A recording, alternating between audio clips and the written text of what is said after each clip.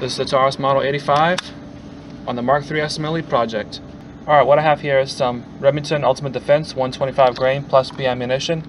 This is the type of 38 you would use if you're going to carry the Model 85. But thanks to the all-steel construction, it really does tame the recoil very well, as well as the grip. But the grip does get in the way of the speed loaders. I'm going to show you that in a little while. But first, we have a target up at 7 yards. Let's put 5 right in the center of the chest. And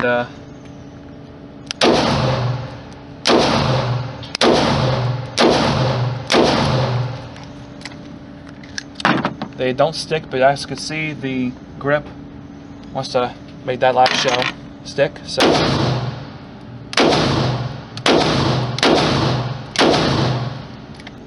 alright, we have another target at 7 yards. I found the round-nosed lead ammunition. We've been testing about 3 different types of ammunition here, and the regular old round-nosed lead ammo seems to be the most accurate today. So I have 5 rounds loaded up, 5 in the HKS speed loader. I'm kind of going to show you guys that this thing does not excel well with speed reloading because of the grip that'll get in the way. So I'm going to have 5 shots in the head, 5 shots in the body, and oh, that'll be it.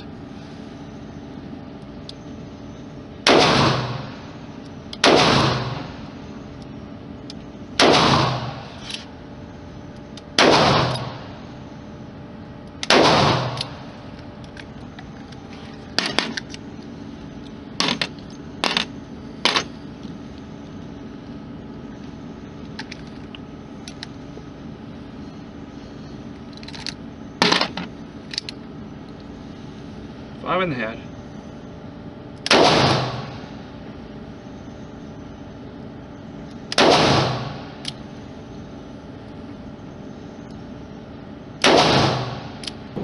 Well, I got 3 shots to the same hole with this lead round-nosed ammo, slow fire, double action.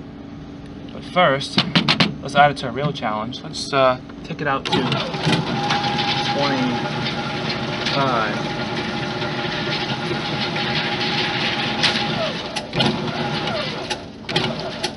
Okay, let's just go right for the center as slow as we can, double action. We're not touching the hammer here.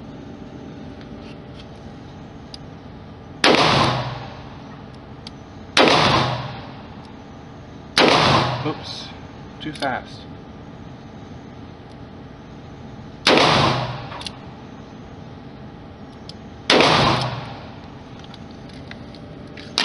Let's bring it in.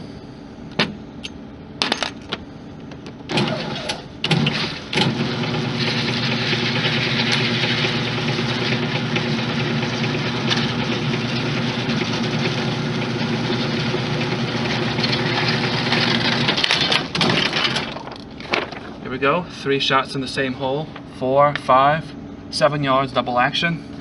Let's look at it a little bit closer. 3, 4, 5. You know, I like to think we in the gun community like to stick to our brands, but at the end of the day, a gun is a gun. In the world of revolvers, Taurus is one of those more economical brands, but there are plenty of people who swear by them. And that really led me to the Model 85, Taurus's basic, no-thrills revolver. I just wanted to try it out because here at Mark III SMLE, I want to give all brands a fair shake. Because at the end of the day, a gun just is a gun.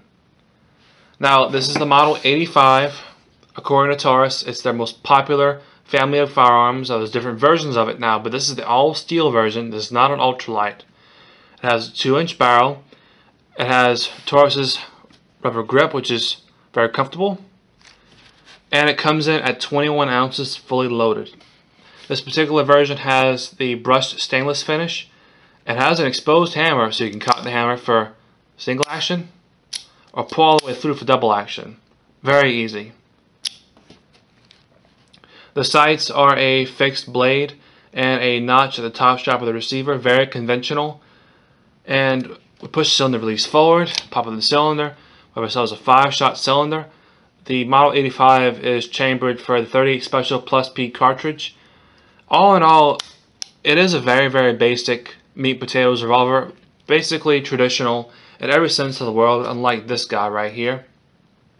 It is a little bit bigger than, say, a J-frame Smith & Wesson and others in its class, like the LCR, if you can see.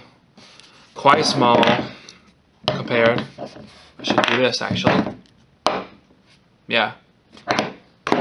So all things considered, it's a very traditional revolver. So why would you want something like this? Well, I'm going to attempt to answer that.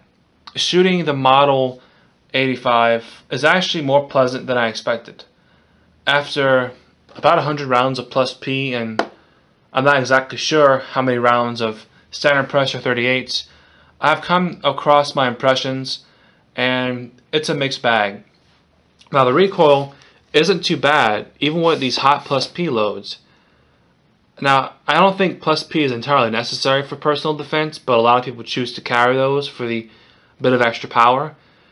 And it's not bad, and I really thank the all-steel construction and the rubber grip, which fills the hand very nicely, for really taming the recoil. Ultralight versions with like aluminum, scandium, titanium, like this LCR, they're going to jump much more because they're lighter.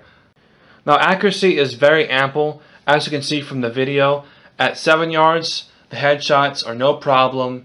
Getting 3 rounds in the same hole. At 25 yards, it opens up a bit to about 6 to 8 inches of a pattern. That's still not too bad. Of course, this revolver happens to be the first time I've shot a 38 revolver in a while, so I'm a bit out of practice, but still, this little Snubbie is actually capable of some very surprising accuracy.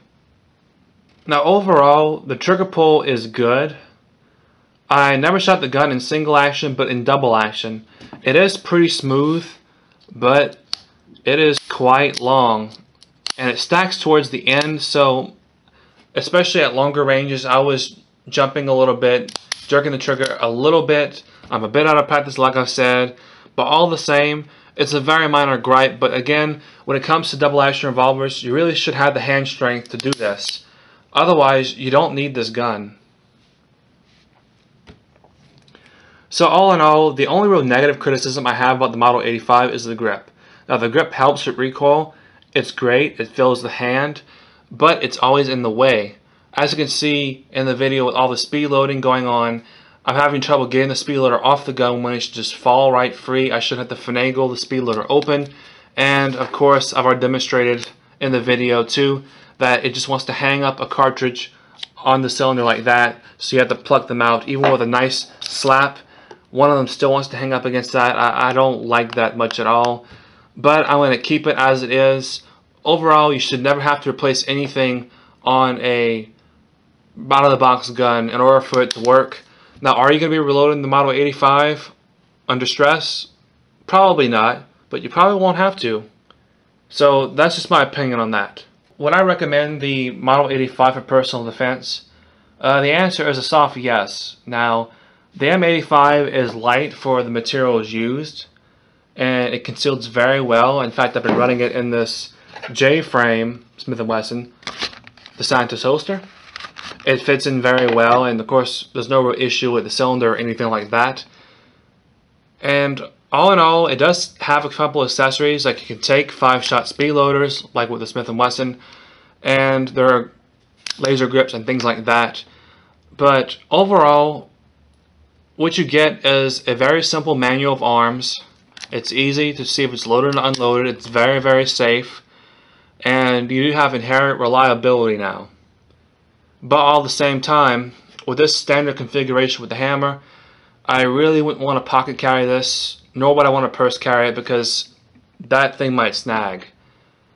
And it's a little bit heavy for pocket carry, but of course, if you want to have it around, it's good. The weight is good for recoil, especially since these Snubbie revolvers are really hard to shoot because of that recoil. But overall, there's a second part to the hard to shoot equation. That's the trigger. You have to get used to it. You have to. But with that being said, the Taurus company is really putting out a nice fine revolver for $300 ballpark. Now, Smith & Wesson's run between $100, $200 more.